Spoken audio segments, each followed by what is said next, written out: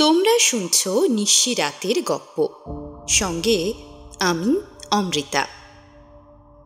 বিশ্বমেলার এই অফুরন্ত গল্পের সম্ভার নিয়ে আমরা হাজির হই প্রত্যেক শনিবার নিশি রাতে, ঠিক রাত 12টায়।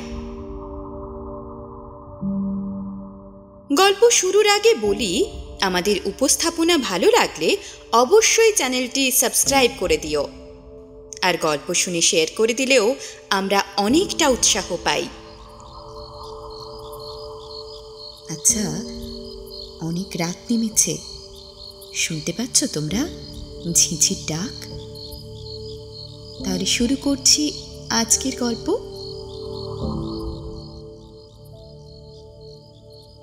নিশি রাতের গপ্পের আজকের নিবেদন বিশিষ্ট সাহিত্যিক শ্রী হেমেন্দ্র কুমার রায়ের লেখা মিসেস কুমুদিনী চৌধুরী।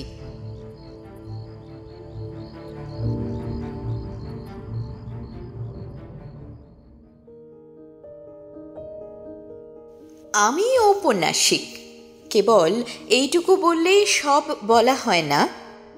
আমি উপন্যাস লিখে টাকা রোজগার করি, অর্থাৎ আমি যদি উপন্যাস না লিখি তাহলে আমার পেটও চলবে না, অর্থাৎ উপন্যাস লেখা হচ্ছে আমার পেশা। কিন্তু এ পেশা মনে হচ্ছে আর চলবে না। বাড়িতে রোজ এত লোকের ভিড়, মাসিক পত্রের সম্পাদকের তাগাদা, চেনা অচেনা লোকের আনাগোনা, বন্ধু বান্ধবদের তাস দাবার আড্ডা, এই সব সামলাতে সামলাতেই প্রতিদিন কেটে যায়। যখন একলা হবার সময় পাই তখন দু চোখে নেমে আসে ঘুম। কাজেই কিছুদিনের জন্য কলকাতা ছাড়তে হলো। স্থির করলাম অন্তত একখানা উপন্যাস না লিখে আর কলকাতায় ফিরব না। বিদেশে নিশ্চয়ই বাসায় এত চেনা অচেনা লোকের ভিড় হবে না। সিধে চলে গেলাম ঝাঁঝা জাংশনে। একখানা ছোটখাটো বাংলো ভাড়া নিলাম।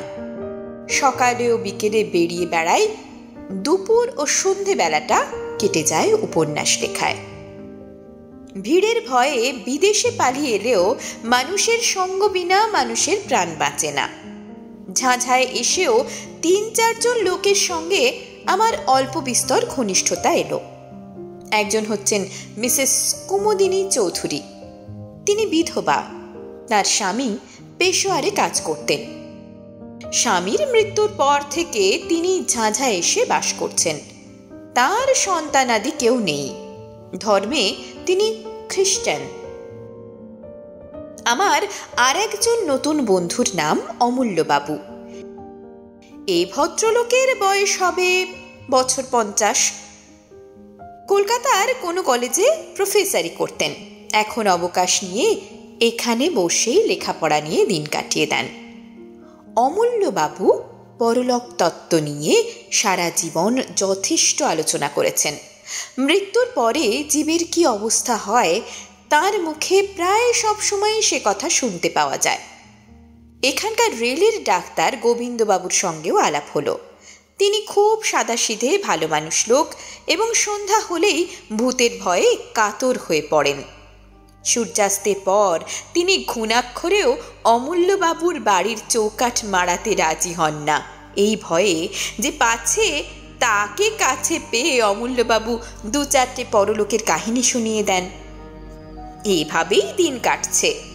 মাঝখানে সেদিন সন্ধ্যার কিছু আগে আমি অমূল্যবাবুর সঙ্গে বসে বসে গল্প করছিলাম। কথা হচ্ছিল পৃথিবীতে সত্য সত্যই পিশাচের অস্তিত্ব আছে কি না।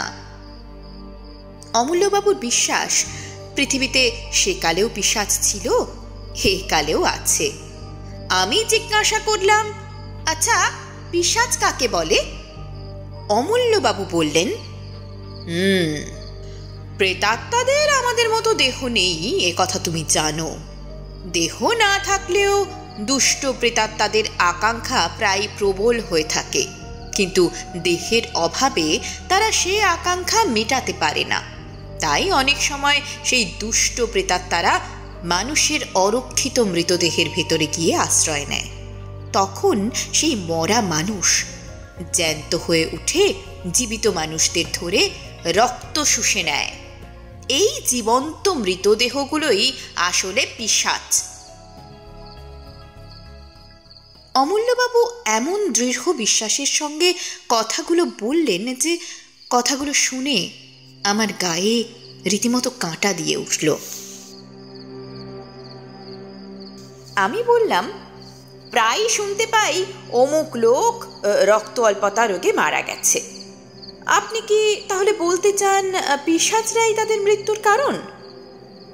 অনেক সময় হতেও পারে, অনেক সময় নাও হতে পারে। ঠিক এই সময়ই মিসেস কুমুদিনী অমূল্যবাবুর বাইরের ঘরে এসে ঢুকলেন। ঢুকতেই তিনি হাসতে হাসতে বললেন, কিসের গল্প হচ্ছে? আমি বললাম, অমূল্যবাবু আমাকে ভয় দেখানোর চেষ্টা করছেন। কুমুদিনী একখানা চেয়ারের উপর বসে পড়লেন।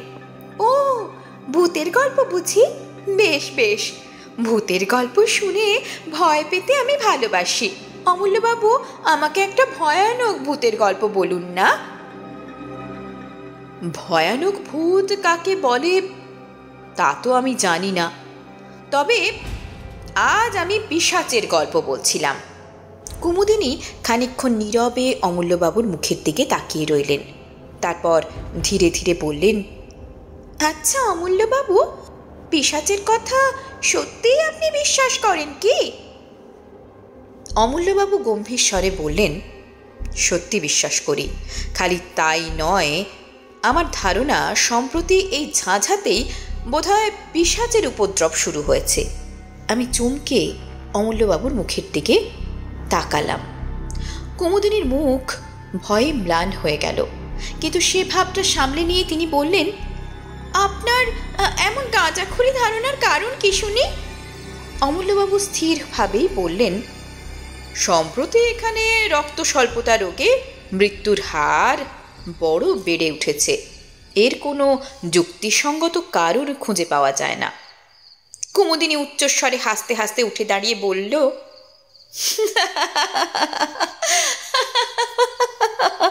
বেশ তো অমূল্যবাবু, আপনি একটা পিশাচকে বন্দি করার চেষ্টা করুন না। সেই চেষ্টাই করব। ভূত না মানলেও ভূতের ভয় যে ছাড়ে না, অমূল্যবাবুর ওখান থেকে সেদিন আস্তে আস্তে সে প্রমাণটা ভালো করেই পেলুম। সন্ধ্যার অন্ধকারের ভেতর দিয়ে ফিরতে ফিরতে প্রত্যেক আনাচে কানাচে মনে হতে লাগলো যেন সত্যি সত্যি কোনো জীবন্ত মৃতদেহ আমার দিকে লক্ষ্য স্থির করে নীরবে দাঁড়িয়ে আছে।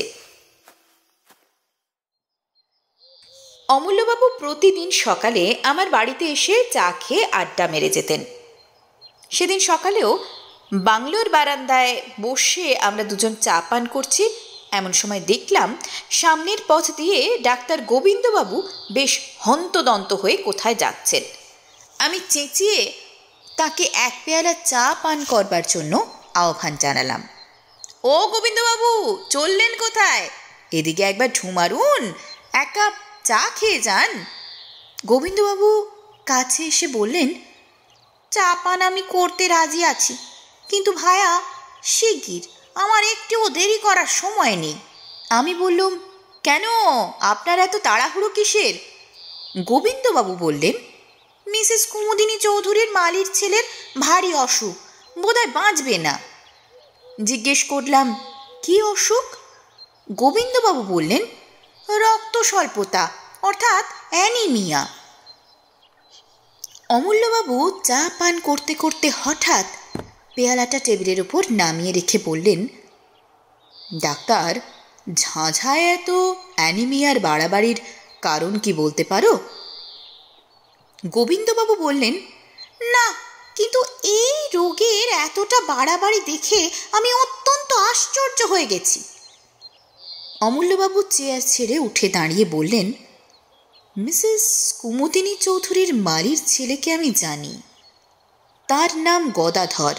সে রোজ আমাকে ফুল দিয়ে যায়। 3 দিন আগেও তাকে আমি দেখেছি। জোয়ান সমস্ত ছেলে, আর তুমি বলছো ডাক্তার এরই মধ্যে তার অবস্থা খারাপ হয়ে পড়েছে? অ্যানিমিয়া রোগে এত তাড়াতাড়ি কারোর অবস্থা খারাপ হয় না। চলো ডাক্তার, তোমার সঙ্গে আমরাও গিয়ে গদাধরকে একবার দেখে আসি। আমার বাংলো থেকে মিসেস চৌধুরীর বাংলোয় যেতে 4-5 মিনিটের বেশি সময় লাগে না। মিসেস চৌধুরীর বাগানের এক কোণে মালির ঘর। আমরা সকলে গিয়ে সেখানে উপস্থিত হলাম। ঘরের ভিতরে এক পাশে বুড়ো মালি মাথায় হাত দিয়ে ম্লান মুখে বসে আছে। গদাধর শুয়ে আছে একখানা চৌকির ওপরে। তার মুখ এমন বিবর্ণ ও রক্তশূন্য যে দেখলেই মনে হয় মৃত্যুর আর বেশি দেরি নেই। ডাক্তারবাবু তাকে পরীক্ষা করে চুপি চুপি আমাদের বললেন, আজকের রাত বোধহয় কাটবে না। অমূল্যবাবু গদাধরের পাশে গিয়ে বসলেন। তারপর রোগীর গায়ের কাপড়টা খুলে তীক্ষ্ণ দৃষ্টিতে কি দেখতে লাগলেন। খানিকক্ষণ পরে গদাধরের গলা ও বুকের মাঝখানে একটা জায়গার দিকে আঙুল দেখিয়ে বললেন, ডাক্তার, এটা কিসের দাগ? গোবিন্দবাবু বললেন, ওটা ক্ষতচিহ্ন বলেই মনে হচ্ছে। যা নোংরা ঘর, ইঁদুর টিঁদুর কামড়েছে বোধহয়। অমূল্যবাবু গদাধরের বাপকে ডেকে জিজ্ঞাসা করলেন, তোমার ছেলেকে সেবা করে কে? বুড়ো মালি উত্তরে বলল, বাবু, গিন্নিমা গদাধরকে বড় ভালোবাসেন, ঠিক নিজের ছেলের মতন। ওকে দেখাশোনা করেন তিনি। ওর জন্যই দিনে তার বিশ্রাম নেই, রাতে তার ঘুম নেই।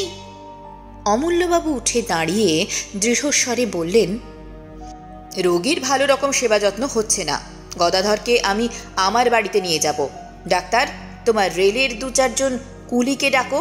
গদাধরকে তারা এখনই আমার বাড়িতে নিয়ে চলুক। আমার বিশ্বাস একে আমি নিশ্চয় বাঁচাতে পারব। অমূল্যবাবুর এই অদ্ভুত বিশ্বাসের কারণ কি আমরা বুঝতে পারলাম না। রোগ হয়েছে রোগীর দেহে, এ বাড়ি থেকে ও বাড়ি নিয়ে গেলে তার কি উপকার হতে পারে? যাক, ওর কথা মতোই কাজ করা হলো। গদাধরকে যখন বাগানের ভিতর দিয়ে নিয়ে যাওয়া হচ্ছে, সেই সময় মিসেস কুমুদিনী তার বাংলোর বারান্দায় দাঁড়িয়েছিলেন। আমাদের দেখে নেমে এসে তিনি বিস্মিত স্বরে বললেন, হে, কি ব্যাপার? গদাধরকে কোথায় নিয়ে যাওয়া হচ্ছে? অমূল্যবাবু বললেন, আমার বাড়িতে। এখানে ওর ঠিক মতো সেবা আর চিকিৎসা হচ্ছে না। কুমুদিনীর 2 চোখে একটা ক্রোধের ভাব ফুটে উঠেই আবার যেন মিলিয়ে গেল। ধীরে ধীরে তিনি বললেন, বেশ, আপনারা যা ভালো বোঝেন করুন। গদাধর আরাম হলে আমার চেয়ে খুশি আর কেউ হবে না।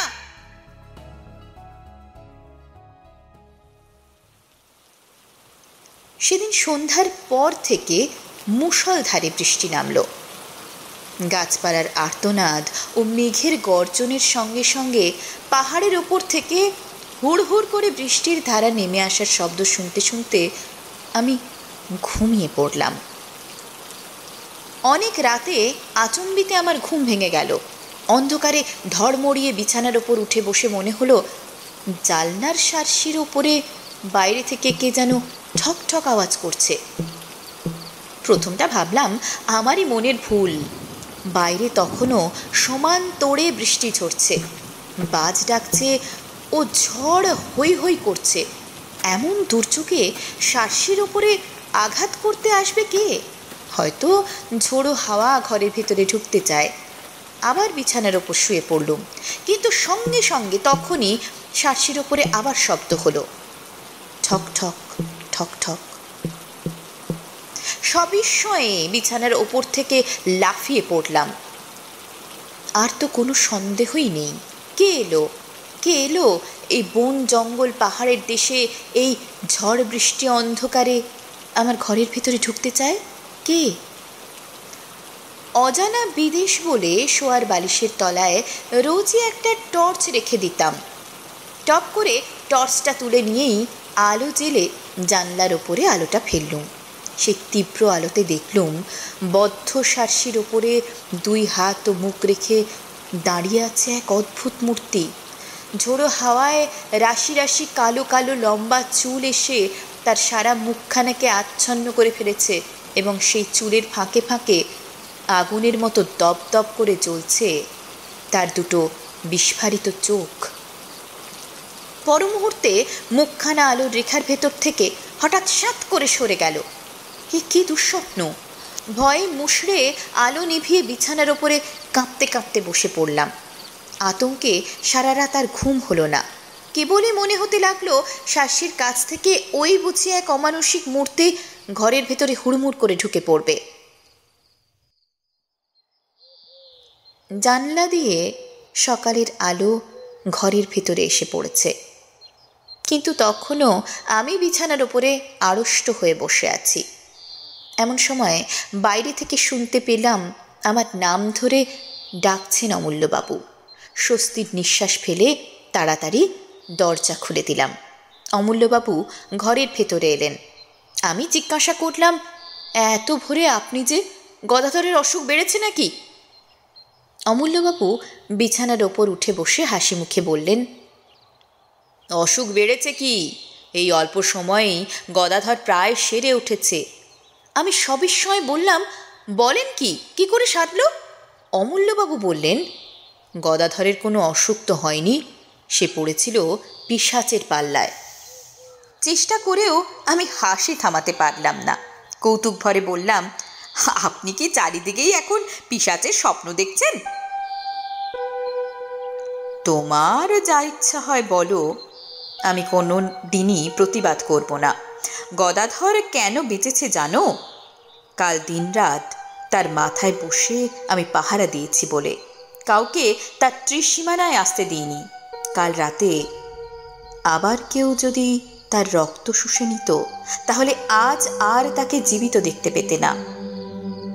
শুষে নিত? অমূল্যবাবু, আপনি কি বলছেন? কে তার রক্ত শুষে নিত? অমূল্যবাবু কিছুক্ষণ স্তব্ধ হয়ে রইলেন। তারপর ধীরে ধীরে বললেন, তোমারও কথার কোনো জবাব আমি দেব না। কাল রাতে আমি সচক্ষে কি দেখেছি তোমার কাছে আগে সেই কথাই বলতে চাই। তুমি জানো আমার বাড়ি দোতলা। গদাধরকে আমি দোতলার ঘরেই শুইয়ে রেখেছিলাম। পাহারা দেওয়ার জন্য তার পাশে বসে কাল সারা রাত আমি কাটিয়ে দিয়েছি। কালকে রাতের ঝড় বৃষ্টির কথা তুমিও নিশ্চয়ই টের পেয়েছ। মাঝরাত্রে ঝড় বৃষ্টির বেগ অত্যন্ত বেড়ে ওঠে। সেই সময় বই পড়তে পড়তে হঠাৎ আমি মুখ তুলে দেখি জানলার ঠিক বাইরেই একটা স্ত্রী মূর্তি দাঁড়িয়ে রয়েছে। দোতলার ঘর, মাটি থেকে সেই জানলাটা অন্তত 20 ফুট উঁচু। সেখানে কোনো স্বাভাবিক মানুষের মূর্তির আবির্ভাব যে সম্ভবপর নয়, এ কথা তুমি বুঝতেই পারছো। আমি অবাক হয়ে তার দিকে খানিকক্ষণ তাকিয়ে রইলাম। ঘরের আলো তার মুখের উপরে গিয়ে পড়ছিল। তাকে দেখেই আমি চিনতে পারলাম সে কে। কিছু আন্দাজ করতে পারো? আমি হতভম্বের মতো ঘাড় নাড়লাম। না। ভয় মিশ্রিত কণ্ঠে তিনি বললেন, সে মূর্তি হচ্ছে মিসেস কুমুদিনী চৌধুরীর। কুমুদিনী খুব হাসি মুখে আমার দিকে তাকিয়েছিলেন। আমি তাকে দেখেই উঠে দাঁড়াল। তারপর শার্সি খুলে খড়খড়ির পাল্লা দুটো বন্ধ করে দিলুম সজোরে। আমাকে বাধা দেওয়ার জন্য মূর্তিটা তাড়াতাড়ি হাত বাড়িয়ে এগিয়ে এলো, কিন্তু বাধা দিতে পারল না। আমার মনে হলো জানলা বন্ধ করার সময় তার ডান হাতখানা পাল্লার তলায় পড়ে চেপটে গেল। তারপরও জানলার ওপরে আরও কয়েকবার করাঘাতের শব্দ শুনতে পেলুম, কিন্তু সেদিকে আমি আর ভ্রুক্ষেপও করলুম না। এখন বলো, আমার কথা পাগলের গল্প মনে হচ্ছে? কিন্তু অমূল্যবাবু, আপনি কি বলছেন? মিসেস কুমুদিনী চৌধুরী। অমূল্যবাবু বাধা দিয়ে বললেন, শোনো, টেলিগ্রামে আমি আরও এক খবর আনিয়েছি। পেশোয়ারে মিসেস কুমুদিনী চৌধুরীর স্বামী মারা যান অ্যানিমিয়া রোগে, আর মিসেস কুমুদিনী চৌধুরীও তার মৃত্যুর 15 দিন আগে দেহত্যাগ করেছেন। আমার সারা শরীরটা কেমন করে উঠল। অনেকক্ষণ পর নিজেকে সামলে নিয়ে অমূল্যবাবুর কাছে আমিও কাল রাত্রে যা দেখেছি সেই ঘটনাটা খুলে বললাম। অমূল্যবাবু কি বলতে যাচ্ছিলেন কিন্তু হঠাৎ দরজার দিকে তাকিয়ে থেমে গেলেন। ফিরে দেখলাম বাংলোর সিঁড়ি দিয়ে বারান্দায় এসে উঠলেন মিসেস কুমুদিনী চৌধুরী। তাকে দেখেই সবার প্রথমে আমার চোখ পড়ল তার ডান হাতের দিকে। তার ডান হাতে ব্যান্ডেজ বাঁধা। কুমুদিনীও আস্তে আস্তে অমূল্যবাবুকে আমার ঘরে দেখেই থমকে দাঁড়িয়ে পড়লেন।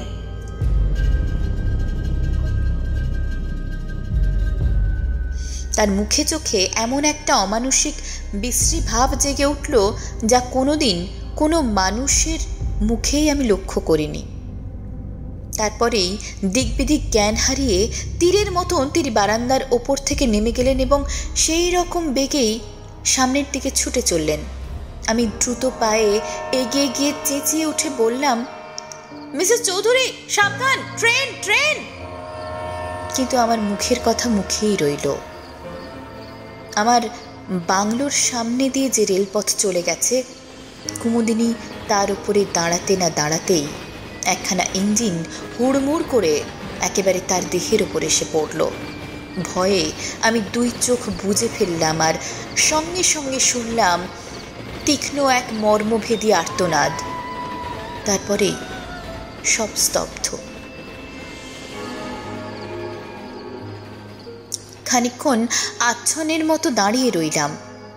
আমার চারদিকে পৃথিবী যেন ঘুরতে লাগলো এবং সেই অবস্থাতে শুনলুম অমূল্যবাবু বলছেন, স্থির হও ভাই, স্থির হও। ট্রেনে যে চাপা পড়লো ও কোনো মানুষের দেহ নয়, ও হচ্ছে কোনো পিশাচের আশ্রিত দেহ।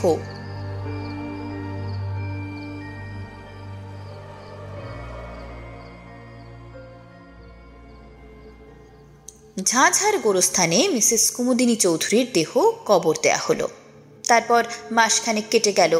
এই ভীষণ ঘটনার ছাপ আমার মনের উপর থেকে ধীরে ধীরে অস্পষ্ট হয়ে আসতে লাগলো।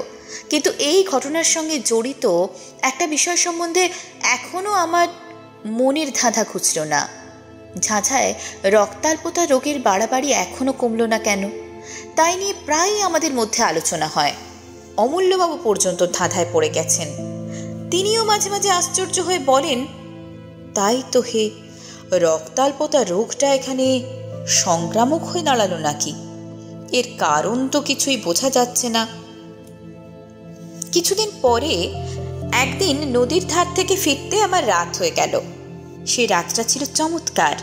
পরিপূর্ণ পূর্ণিমা নদীর জলকে যেন মেজে ঘষে রূপোর মতো চকচকে করে তুলেছে এবং চারদিক ধপধপ করছে প্রায় দিনের বেলার মতো। এই পূর্ণিমার শোভা দেখবার জন্যই এতক্ষণ আমি নদীর ধারে অপেক্ষা করছিলাম। বিভোর হয়ে চারিদিকে তাকাতে তাকাতে বাসার পথে ফিরে আসছি।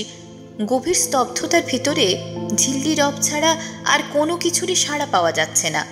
পথও একান্ত নির্জন। প্রাণে হঠাৎ গান গাইবার স্বাদ হলো। এমন রাতের সৃষ্টি তো গান গাইবার জন্যই। কিন্তু গান গাইবার উপক্রম করতেই সামনের দিকে তাকিয়ে যা দেখলাম, তাতে আমার বুকের রক্ত যেন হিম হয়ে গেল। পথের একটা মোড় ফিরে প্রায় আমার সামনে এসে দাঁড়ালেন মিসেস কুমুদিনী চৌধুরী। আমার দেখবার কোনো ভ্রম হয়নি।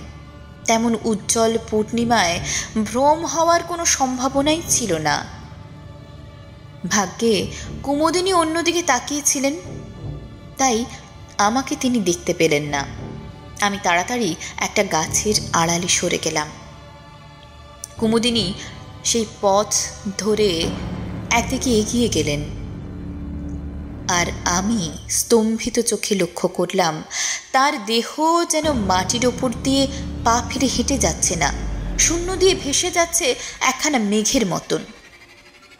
পথের বাঁকে সেই অদ্ভুত ও ভীষণ মূর্তি অদৃশ্য হয়ে গেল এবং আমিও ছুটতে লাগলাম রুদ্ধশ্বাসে, আতঙ্কে ও বিস্ময় বিহ্বল হয়ে ছুটতে ছুটতে একেবারে অমূল্যবাবুর বাড়িতে। অমূল্যবাবু বৈঠকখানায় একলা বসে বই পড়ছিলেন। হঠাৎ আমাকে সেইভাবে সেখানে গিয়ে পড়তে দেখে নির্বাক বিস্ময়ে আমার দিকে মুখ তুলে তাকালেন।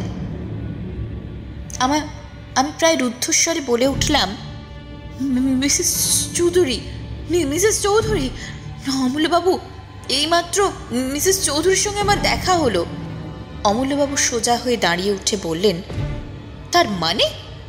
আমি হাঁপাতে হাঁপাতে বললাম, নদীর পথ দিয়ে ফিরে আসছিলাম, মিসেস কুমুদিনী চৌধুরী প্রায় আমার পাশ দিয়ে এইমাত্র চলে গেলেন। তুমি ঠিক দেখেছ? আপনাকে যেমন দেখছি তাকেও ঠিক তেমনি দেখেছি। ওঠো ওঠো, আর দেরি নয়, এখনই আমার সঙ্গে চলো। এখন কোনো কথা জিজ্ঞাসা করো না। অমূল্যবাবু হাত ধরে আমাকে টেনে নিয়ে দ্রুত পদে ঘর থেকে বেরিয়ে এলেন। তারপর বাগানের কোণ থেকে একটা শাবল ও একখানা কোদাল তুলে নিয়ে কোদালখানা আমার হাতে দিয়ে বললেন, এসো। আমি যন্ত্রচালিতের মতো তার সঙ্গে চললাম।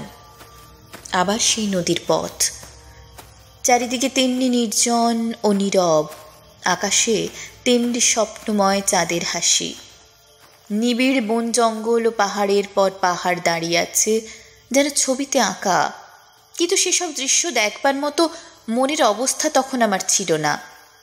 আমার প্রাণ থেকে সমস্ত কবিত্ব তখন কর্পূরের মতো উবে গিয়েছিল। ঘাসের ওপরে বড় বড় গাছের ছায়া নড়ছে, আর আমি চমকে চমকে উঠছি। নিস্তব্ধতা বিদীর্ণ করে একটা প্যাঁচা চেঁচিয়ে উঠল। শিউরে উঠে আমি ভাবলাম, ঝোপে ঝাড়ে আড়ালে আবছায়ায় যেসব অশরীরী দুষ্ট আত্মা রক্ততৃষায় উন্মুখ হয়ে আছে, ওই নিশাচর পাখিটা যেন তাদেরই সাবধান করে জানিয়ে দিল, তোমরা প্রস্তুত হও, পৃথিবীর শরীরী প্রাণী আসছে। ওই তো ঝাঁঝার গোরস্থান, কবরের পর কবর সারি সারি দেখা যাচ্ছে, তাদের ওপরে ইটের বা পাথরের গাঁথনি।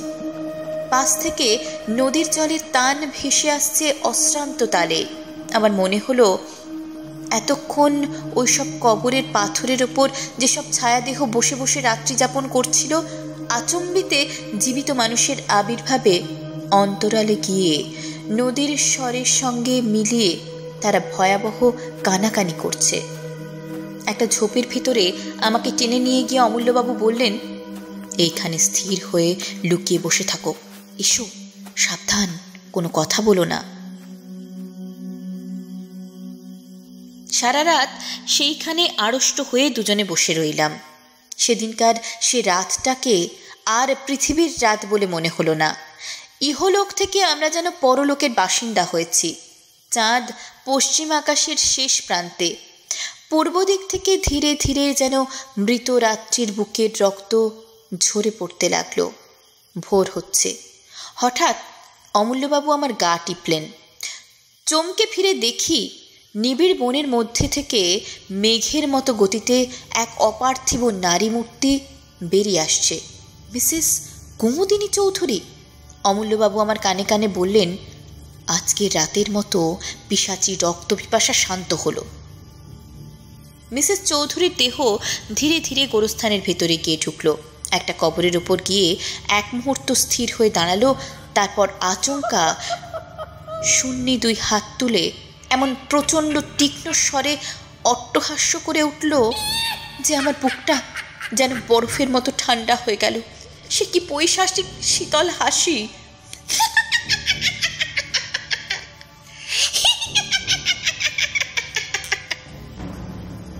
তারপর দেখলাম তার দেহটা ধীরে ধীরে মাটির ভেতর নেমে যাচ্ছে। খানিক পরেই সে একেবারে অদৃশ্য হয়ে গেল। পূর্ব আকাশের সূর্যের প্রথম ছটা জেগে উঠল। অমূল্যবাবু এক লাফে দাঁড়িয়ে উঠে বললেন, আর অপেক্ষা নয়, শিগগিরই আমার সঙ্গে এসো। আমরা মিসেস কুমুদিনী চৌধুরীর কবরের ওপর গিয়ে দাঁড়ালাম। অমূল্যবাবু বললেন, আমি শাবল দিয়ে মাটি খুঁড়ি আর তুমি কোদাল দিয়ে মাটি তোলো।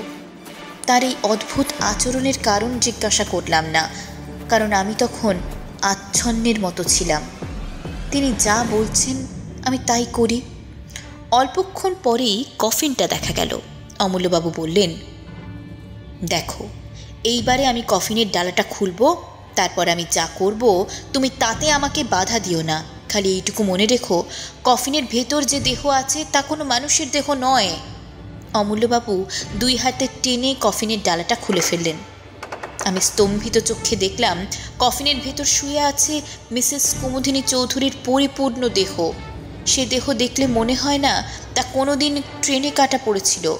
সেটা 1 মাস আগে কবর দেওয়া কোনো গলিত মৃতদেহ নয়। তার তাজা মুখ অত্যন্ত প্রফুল্ল, তার ওষ্ঠাধরের চারপাশে তরল রক্তধারা লেগে রয়েছে এবং তার জীবন্ত চোখ দুটো সহাস্য দৃষ্টিতে আমার মুখের দিকে তাকিয়ে আছে। অমূল্যবাবুর 2 হাতে শাবলটা হঠাৎ মাথার উপরে তুলে ধরলেন, তারপর সজোরে ও সবেগে শাবলটা মৃতদেহের বুকের ওপর বসিয়ে দিলেন। ইঞ্জিনের বাঁশির আওয়াজের মতো এক তীব্র দীর্ঘ আর্তনাদে আকাশ বাতাস পরিপূর্ণ হয়ে গেল। তারপর সব চুপচাপ।